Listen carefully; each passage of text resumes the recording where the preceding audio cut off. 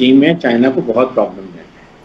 वहाँ पर अभी ऑस्ट्रेलिया भी है, जापान भी है, फिर इंडिया लाइक अमेरिका के 3 वहाँ पर बेड़े वहाँ पहुंचे हुए हैं। रोल कितना क्लियर है कि वो उन्होंने अपने तमाम हैवी इक्विपमेंट, रेडार्स और बाकी सारे मामला जो है वो पूरी बड़ी हैवी डिप्लॉयमेंट की है, रीइंफोर्समेंट के आगे वो पूरा तैयार है जंग के लिए।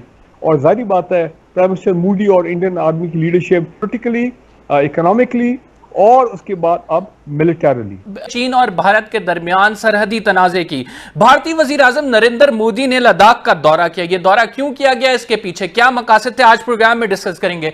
इस दौरे के दौरान नरेंद्र मोदी ने एक इंपॉर्टेंट स्टेटमेंट दी। मैं स्टेटमेंट आपको पढ़ के सुनाता हूं।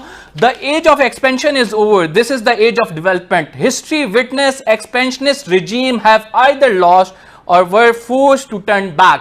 यह स्टेटमेंट नरेंद्र मोदी की जानिब से दी गई, जिसको इंटरनेशनल मीडिया ने बड़ा हाईलाइट किया कि यह चाइना के हवाले से दी गई है।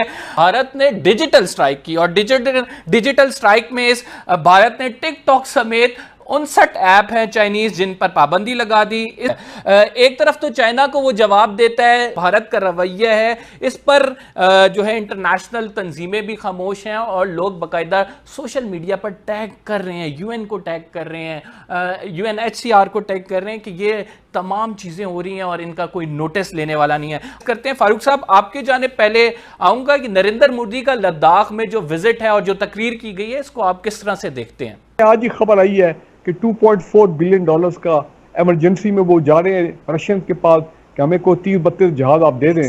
वो भी जब उनको मिलेंगे देखी जाएगी। रोल कितना क्लियर है कि वो उन्होंने अपने तमाम हैवी इक्विपमेंट, रेडार्स और बाकी सारे मामला जो है वो पूरी बड़ी हैवी डिप्लॉयमेंट की है, रीइंफोर्समेंट के आगे वो पूरा तैयार है जंग के लिए।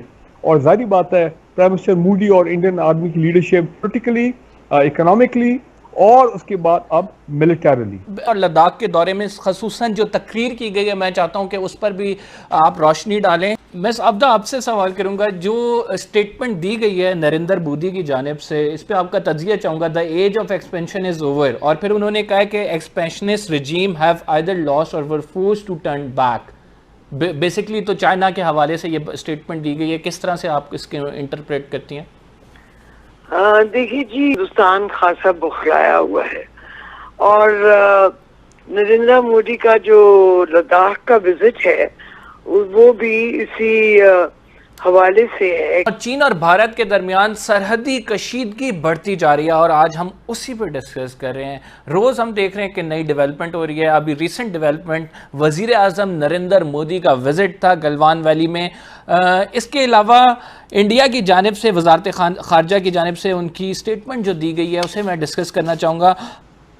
देखिए, पहली बात तो ये है कि ये सारा मामला तो प्राइम मिनिस्टर मोदी ने शुरू किया था 5 अगस्त को, जब आर्टिकल 370 उन्होंने इन्वोक किया और लद्दाख को जो है वो मर्ज कर लिया इन दी इंडियन यूनियन, जो जाहिर बात है चाइना को एक्सेप्टेबल नहीं है।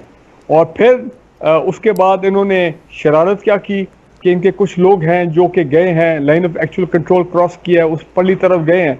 तो वहाँ पे फिर इनके इनिशियली तो आपने देखा है कि इनकी आपस में हाथापाई और इस किस्म के मामला हुए हैं, क्योंकि जाहिर बात है चाइना के यहाँ पे स्ट्रेटेजिक इंटरेस्ट हैं, चाइना के स्ट्रेटेजिक इकोनॉमिक इंटरेस्ट हैं।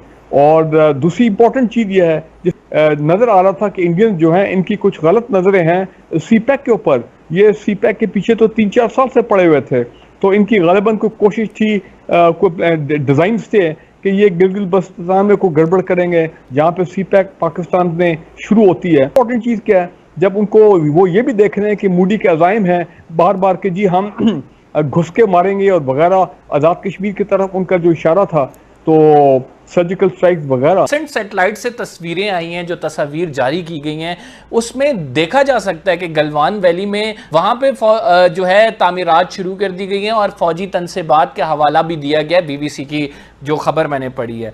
तो इस हवाले से क्या गलवान वैली में जो तामीरात की जा रही हैं अब चाइना की जानिब से बहुत स्ट्रॉन्ग रिएक्शन शो कर सकता है? देखिए, बात यह है कि शरारत इंडिया ने शुरू की, वेदर इट इज अमेरिका और इंडिया और हुसोएवर, इसलिए कि देखें साउथ चाइना सी में चाइना को बहुत प्रॉब्लम है। वहाँ पर अभी ऑस्ट्रेलिया भी है, जापान भी है, फिर इंडिया को भी वो यूज़ कर रहा है। वहां से देखें 41 डेज में वो अरेबियन सी में जाते हैं, फिर इंडियन ओशन में जाते हैं, मलाक्का स्टेट जाते हैं, साउथ चाइना सी में जाते हैं, and then they go to China. 41 days they remain exposed to the free line of communication by other nation like America के 3 वहाँ पर बैरियर बेड़े वहाँ पहुंचे हुए हैं. इसके मुकाबले में काश्तकार से अगर निकलते हैं 7 से 8 दिन में वो टोटल गवादर पहुंच जाती हैं and safe route Gilgit Baltistan, Balochistan and they are in Gwadar. तो इसलिए वो उस पर कॉम्प्रोमाइज